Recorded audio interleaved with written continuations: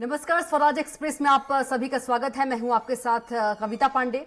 तो मौजूदा दौर में युवाओं की भूमिका काफी अहम है, खासकर चुनावी वर्ष में वे खास किरदारों में नजर आएंगे। ऐसे समय में सीएम भूपेश बघेल भेंट मुलाकात की तर्ज पर अब युवाओं के साथ सीधे संवाद करेंगे, जिसमें प्रदेश के मुद्दों, उपलब्धियों और आकांक्षाओं पर बात करेंगे। युवाओं के सवालों के भी मुख्यमंत्री जवाब देंगे। विपक्ष सरकार के इस दावे से इत्तेफाक नहीं रखते। उनका कहना है कि संवाद करने के बजाय सीएम युवाओं को डांट कर बिठा देते हैं। और इसी पर चर्चा करेंगे। उससे पहले एक छोटी सी रिपोर्ट देख लेते हैं। कांग्रेस की सरकार बनने के बाद भूपेश बघेल जी ने उसको शुरू किया। आज छत्तीसगढ़ में 1 लाख से अधिक सरकारी नौकरियां लोगों के लिए भर्तियां चालू की गई या पूरी हो गई हैं। 5 लाख से अधिक युवाओं को रोजगार दिया गया है। छत्तीसगढ़ की बेरोजगारी दर देश में सबसे कम, आधा फीसदी से कम है। मुख्यमंत्री जी, अगर आप में हिम्मत है तो युवाओं से मिलिएगा। युवा आपसे पूछना चाहते हैं कि 4.5 वर्ष बीत जाने के बावजूद भी जो बेरोजगारी भत्ता की बात थी वो अभी तक उनको दिए क्यों नहीं है। आप क्या जो पीएससी और व्यापम के सवालों के जवाब का आप सामना कर पाएंगे? मुख्यमंत्री जी, अगर आप में हिम्मत है तो सिलेबस के बाहर आने वाले इन प्रश्नों का सामना करिएगा, तब सही मायने में आपकी ये भेंट मुलाकात होगी। नहीं तो ये तो वास्तव में डांट डपट मुलाकात है और छत्तीसगढ़ के युवा इसका इंतजार कर रहे हैं।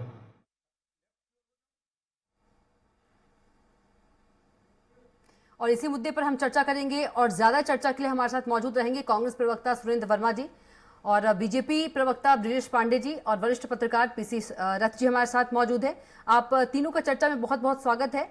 सबसे पहले कांग्रेस प्रवक्ता के पास चलते हैं, सुरेंद्र वर्मा जी के पास। सुरेंद्र वर्मा जी, विपक्ष कह रही है संवाद करने के बजाय सीएम युवाओं को डांट कर जो बैठा देते हैं।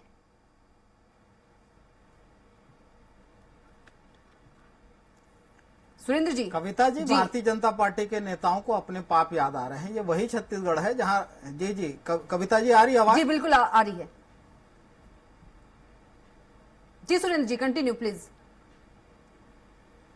कविता जी, भारतीय जनता पार्टी के नेताओं को अपने पाप याद आ रहे हैं। रमन राज में राजधानी से 30 किलोमीटर दूर बंगोली बरोंडा में एक सवाल पूछने पर एक युवा को अधमरा होते तक मारा गया था। ये रमन राज का प्रशासनिक आतंकवाद था। भूपेश बघेल सरकार में तो प्रत्येक युवा का, और युवाओं का प्रदेश है छत्तीसगढ़, जिस प्रकार से रमन राज में लगातार सरकारी नौकरियों के अधिकार को बेचा गया आउटसोर्सिंग करके, 15 साल के सरकार में शिक्षा विभाग में एक भी नियमित शिक्षक के पद पर भर्ती किए हो तो बताएं। हमारी सरकार ने पहले 14,580 पद, उसके बाद अभी 12,500 पद में फिर भर्ती प्रक्रिया चल रही है।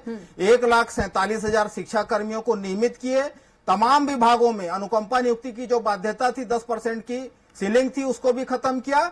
और सभी विभागों में उसके साथ साथ उद्योग नीति भी हमने परिवर्तित की। कविता जी, जो उद्योगों में भी जो बाहरी लोगों को भरा जाता था, भूपेश सरकार ने जो नई औद्योगिक नीति बनाई है उसमें स्थानीय युवाओं का नियुक्ति हो रहा है। राजीव मितान क्लब का गठन किया गया है। 13,800 से अधिक जिस प्रकार से सभी सरकारी विभागों में नियमित पद पर भर्ती हो रही है। 15 साल में केवल 9 बार भर्ती किए थे, पीएससी में 6 बार तो निरस्त हुआ था। पिछले 4.5 साल में 5वीं प्रक्रिया शुरू हो रही है। मुख्यमंत्री मितान योजना, वार्ड कार्यालय, तमाम अवसर मिल रहे हैं। जिस प्रकार से युवाओं के हित में योजनाएं चलाई जा रही है, तो भारतीय जनता पार्टी के नेताओं को तकलीफ होना स्वाभाविक है। इनके समय में 12 लाख किसान पंजीकृत होते थे। आज समर्थन मूल्य में धान बेचने के लिए और राजीव गांधी किसान न्याय योजना में बिना भेदभाव के जो 9,000 रुपए प्रति एकड़, जिनका जितना रकबा उनकी उतनी हिस्सेदारी, 26,04,000 किसानों का पंजीयन हुआ है, डबल से ज्यादा। तेंदुपत्ता संग्राहकों की संख्या जो होती थी आज 14 लाख के पार है। वनोपजों का संग्रहण 600 गुना बढ़ा है। तो छत्तीसगढ़ में हर क्षेत्र में रोजगार के अवसर मिले। युवाओं से ठगी का काम तो भाजपा सरकार ने किया। प्रत्येक आदिवासी परिवार से एक सदस्य को नौकरी देने का वादा किया था। 15 साल सरकार में रहते इनको याद नहीं आया। 10 लीटर दूध देने वाली जर्सी गाय देने का वादा था, इनको याद नहीं आया। इनके समय में तो सितंबर 2022 का आंकड़ा है कविता जी, 22.2% था बेरोजगारी दर छत्तीसगढ़ में, जो पिछले 1 साल से 1% से भी कम है। पूरे देश में सबसे कम बेरोजगारी दर कहीं है वो छत्तीसगढ़ में है। छत्तीसगढ़ के युवाओं में उत्साह है। भूपेश सरकार पर लगातार भरोसा बढ़ रहा है। तो भारतीय जनता पार्टी के मुद्दाविहीन नेता अनर्गल बयानबाजी कर रहे हैं। क्यों ब्रिजेश पांडे जी, सीएम भूपेश बघेल पर युवाओं का जो भरोसा है वो बढ़ रहा है, तो क्यों तकलीफ हो रही है बीजेपी को? सुरेंद्र वर्मा जी कह रहे हैं कि भारतीय जनता पार्टी को कोई तकलीफ नहीं है।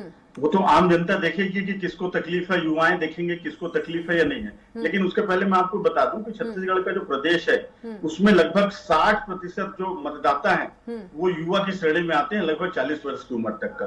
और जो नए मतदाता इस बार आने वाले हैं वो लगभग 3.5 लाख से ऊपर के हैं।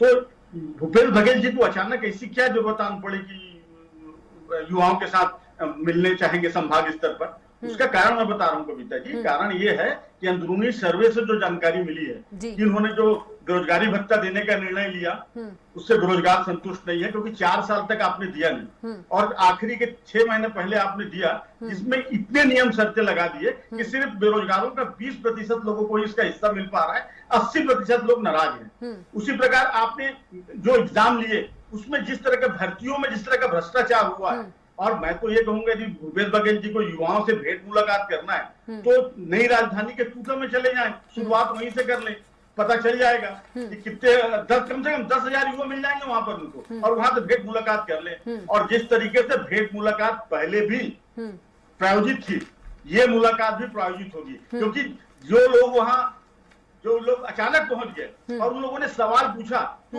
उन महिलाओं को, उन बच्चियों को जिस तरह से मुख्यमंत्री जी ने अपमान किया, उस शब्द मैं यहाँ नहीं बोलना चाहता कि किस शब्दों का उपयोग करते हुए अपमानित किया गया महिलाओं को, बच्चियों को, वैसे ही अपमान करने जा रहे हैं ये युवाओं का। और छत्तीसगढ़ के युवा ये समझ चुके हैं कि कांग्रेस इनको नौकरी नहीं दे सकती, ये सिर्फ भ्रष्टाचार कर सकते हैं और अपना पेट भर सकते हैं और दिल्ली के लिए एटीएम बन सकते हैं। जी बिल्कुल। हमारे साथी वर्मा जी ने कहा खाद किसान तेंदुपत्ता, तो उस दिन जिस दिन यह विषय रहेगा हम उस दिन इस विषय पर बात करेंगे, आज युवाओं पे बात करेंगे। जी बिल्कुल। वरिष्ठ पत्रकार हमारे साथ मौजूद हैं पीसी रथ जी। पीसी रथ जी, स्वागत है आपका चर्चा में। पीसी रथ जी, युवाओं से भेंट मुलाकात का कार्यक्रम आपको पता ही होगा सीएम भूपेश बघेल का, किस तरह से देखते हैं इसे?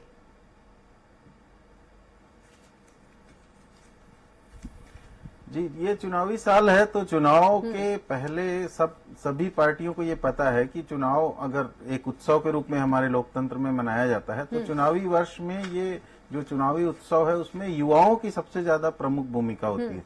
चाहे वो चुनाव प्रचार हो, चाहे वो चुनाव संचालन हो, या चुनाव में निचले स्तर पे लोगों के उनको चेंज करना, लोगों के रुझान को चेंज करने का सबसे बड़ा जो है रोल युवाओं का होता है। तो युवा अगर सरकार के नीतियों से और सहमत होते हैं, युवा अगर सरकार की कार्यकलापों को समझते हैं तो सरकार के पक्ष में जाएंगे, और अगर सरकार के बजाय विरोधी दल के रूप में विरोधी दल उनके बीच अपनी पैठ बना सके तो उसमें फिर सरकार को अपना आगे का चुनाव में भविष्य अंधकारमय लगेगा। तो छत्तीसगढ़ में यही है कि सरकार ने अब तक जो कामकाज किया है उसको युवाओं तक कम्युनिकेट कर पाई है कि नहीं कर पाई है, इसके लिए इसका एक टेस्ट की तरह इसको देखना चाहिए कि इस तरह से मुख्यमंत्री भेंट मुलाकात करके जितने जितने योजनाएं घोषित किए हैं वो धरातल पे कहां तक पहुंचे हैं उसका एक मूल्यांकन भी हो जाएगा। क्योंकि बहुत सारी अच्छी घोषणाएं अच्छे उद्देश्य से लागू की जाती हैं, लेकिन वो क्रियान्वयन के दौर पे जो है उस तरह से प्रॉपर लोगों को उसका फायदा नहीं मिल पाता। जैसे ये पांडे जी अभी कह रहे थे, भाजपा के प्रवक्ता हैं, उन्होंने कहा कि वो बेरोजगारी भत्ता जो है वो अंतिम 8 महीने में सरकार कितना लोगों को दे पाएगी और कितना नियम कानून इतना ज्यादा बना दिए गए हैं कि उससे क्या फायदा मिल पाएगा। ये बात सही है कि सरकार को बेरोजगारों का ध्यान पहले से रखना चाहिए था। अंतिम चुनावी वर्ष में बेरोजगार भी उसको समझते हैं। और दूसरा जो हमारे यहाँ के जो रोजगार कार्यालय वगैरह की भूमिका है, संगठित और असंगठित बेरोजगारी है, आंशिक बेरोजगारी जो होती है, कृषि कार्य में जो लोग संलग्न होते हैं बाद में उनको जो बेरोजगारी देखना पड़ता है असिंचित इलाकों के लोगों को, तो वो सब चीजों को शामिल करते हुए प्रॉपर आंकड़े आ भी नहीं पाते हैं बेरोजगारी के। तो युवाओं में बहुत स्तर पर ग्रामीण और शहरी युवाओं को दोनों को और रोजगार मूलक कार्यों से जोड़े जाने की जरूरत है, जहां पर सरकार अभी शहरी युवाओं के लिए रोजगार नहीं ले पाई है उस तरह से, जैसा कि ग्रामीण युवाओं के लिए रोजगारों की घोषणाएं हुई हैं। जी ठीक है। सुरेंद्र वर्मा जी, आपसे सवाल है कि ब्रजेश पांडे का ये कहना है कि अभी युवाओं की याद क्यों आई, और जो ये भेंट मुलाकात कार्यक्रम युवाओं के साथ वो प्रायोजित है पहले से?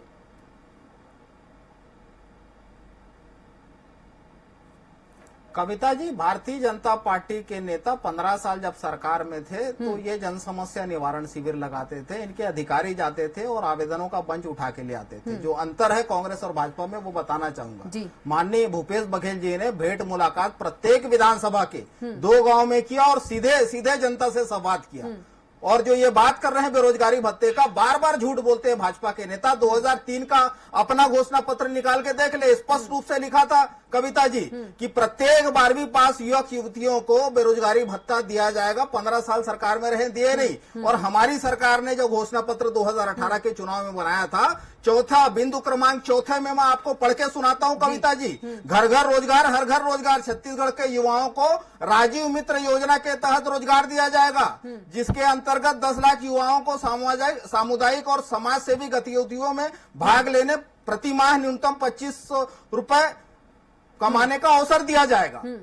तो ये जो बात थी, राजीव मितान क्लब बने हैं 13,800 प्रत्येक गांव में, वो हमारे घोषणा पत्र का वादा था। और ये जो बेरोजगारी भत्ता जो 80 करोड़ से ज्यादा का भुगतान अप्रैल से लागू हुआ है, 3 महीने के अंदर हुआ है, वो अतिरिक्त है। 36 वादे थे, लेकिन भूपेश सरकार वादे से ज्यादा 51 योजनाएं अपने संसाधनों से चला रही है। जो भूमिहीन कृषि मजदूरों को 7,000 रुपए हर साल दिया जा रहा है, वो भी हमारे घोषणा पत्र में नहीं था, वो भी अतिरिक्त है। उसी तरह बेरोजगारी भत्ता भी। उसके साथ साथ 15 लाख युवाओं को रोजगार के अवसर देने के लिए मुख्य सचिव की अध्यक्षता में रोजगार मिशन का गठन किया गया है।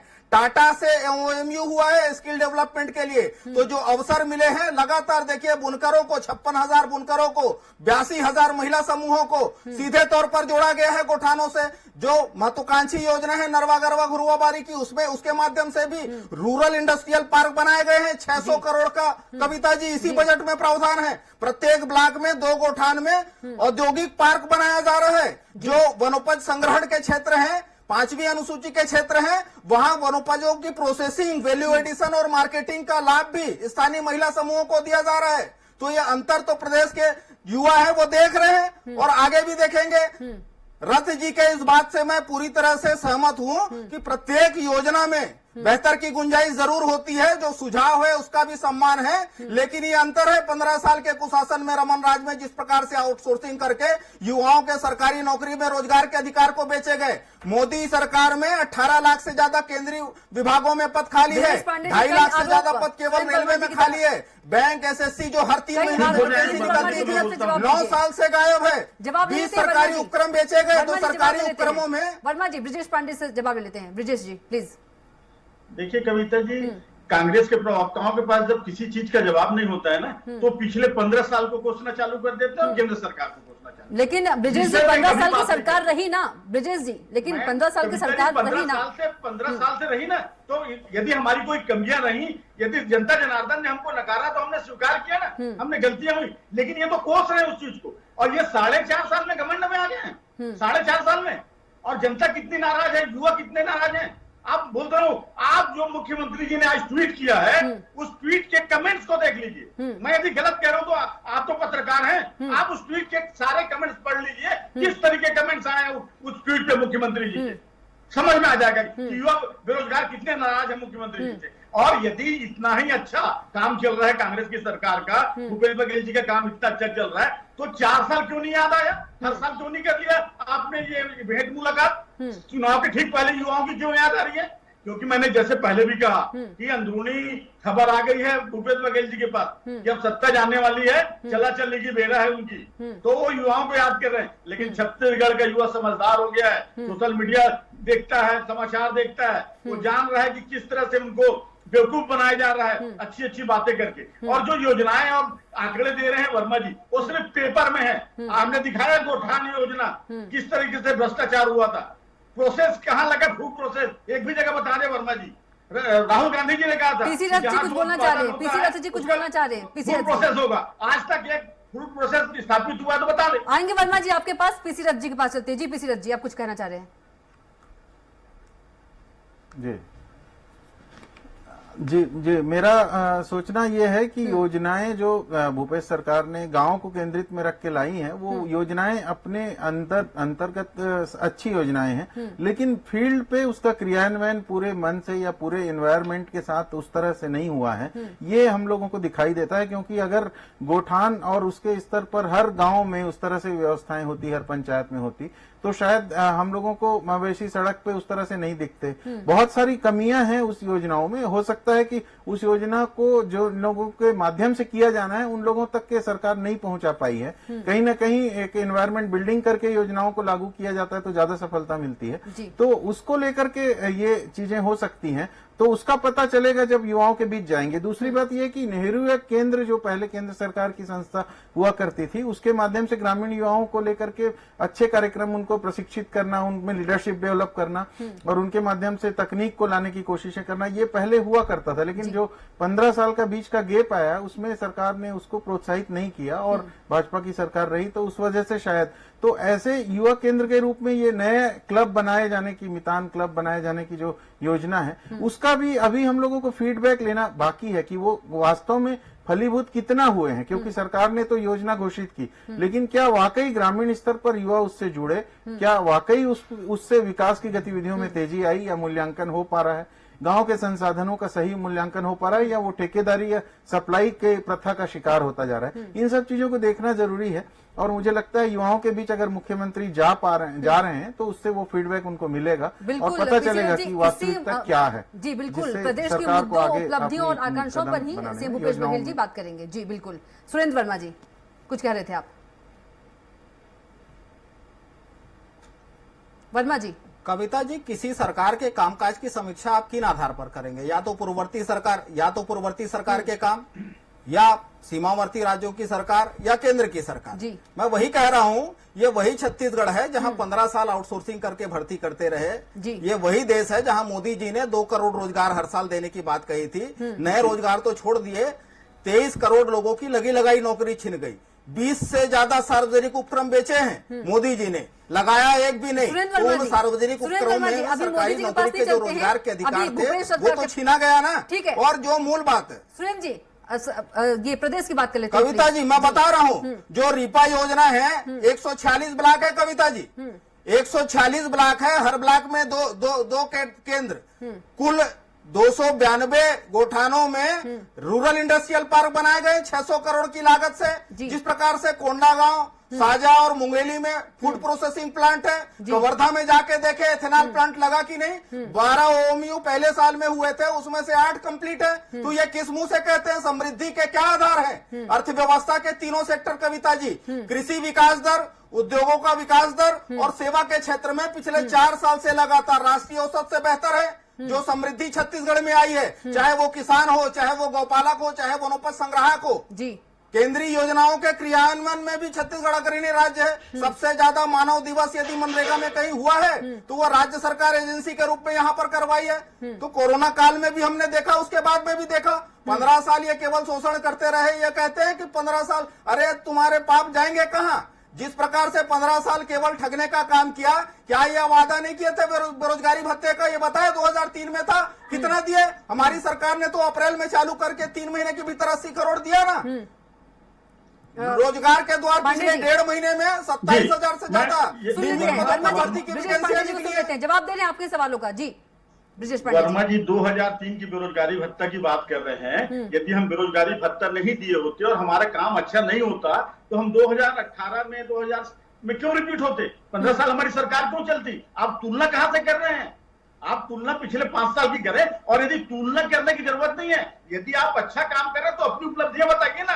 आप दूसरे का विरोध, मतलब बुराइयों को क्यों गिन रहे हैं? आप अपनी लाइन लंबी कीजिए, आप अपनी लाइन राजनीति में लंबी कीजिए। आप बुराई करते हैं, गलत शब्दों का उपयोग करते हैं, ऐसा उचित नहीं होता। राजनीति में स्वच्छ राजनीति होनी चाहिए। और आप जिस तरीके से कह रहे हैं कि हर वर्ग खुश है, आप राजधानी में रहते हैं वर्मा जी, आप पिछले 1 महीने से देख लीजिए सरकारी कर्मचारी किस तरह से सड़क पर बैठा हुआ है। आज भी आप पूछा चले जाइए, संविदा कर्मचारी बैठे हैं, बेरोजगार लोग बैठे हैं, कौन सा वर्ग खुश है? आप कहते हैं कि सब आनंद है। उसी प्रकार युवा छत्तीसगढ़ का आक्रोशित है, वो सिर्फ समय का तलाश कर रहा है। 2023 के ईवीएम उसका परिणाम बताएगा आपको। कविता जी समय दीजिएगा। जी आऊंगी। किशोर जी, क्या छत्तीसगढ़ का युवा जो है वाकई में आक्रोशित है?